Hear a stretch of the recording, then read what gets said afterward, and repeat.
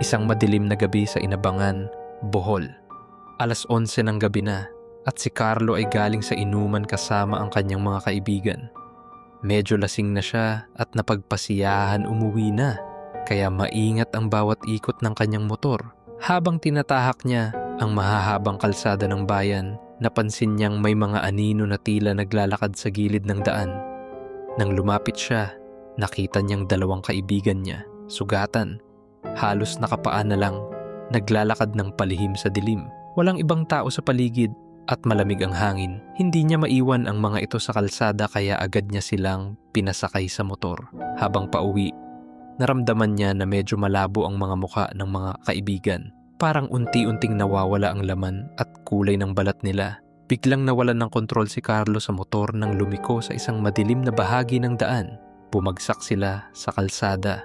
Pagbangon, ramdam niya ang bigat ng katahimikan. Parang may mga matang nakamasid sa kanila mula sa dilim ng mga puno. Nang dalhin niya ang mga kaibigan sa kanilang mga bahay, nagulat na lang siya. Wala na siyang sakay sa likod ng motor. Isang malupit na katotohanan ang bumungad sa kanya. Patay na pala ang mga ito. Ang mga sugat nila ay maluluma na at walang buhay ang mga mata.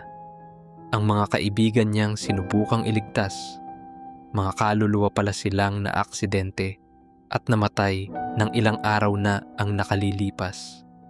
Naaksidente daw sa motor ang mga ito dahil sa kalasingan. Mula noon, hindi na muling uminom si Carlo. Hindi na rin siya sumasakay ng motor kapag gabi. Nakaramdam siya ng pananakot na tila sumusunod sa kanya sa bawat ikot ng gulong. Ang mga kaluluwa ng kanyang mga kaibigan ay parang nagbabantang bumalik. Hanggang ngayon, may mga nagsasabi na kapag dumaraan ka sa kalsada ng Inabangan ng 11:00 ng gabi, may 2 aninong sumusunod sa motor. Hinahanap ang kanilang huling sakay.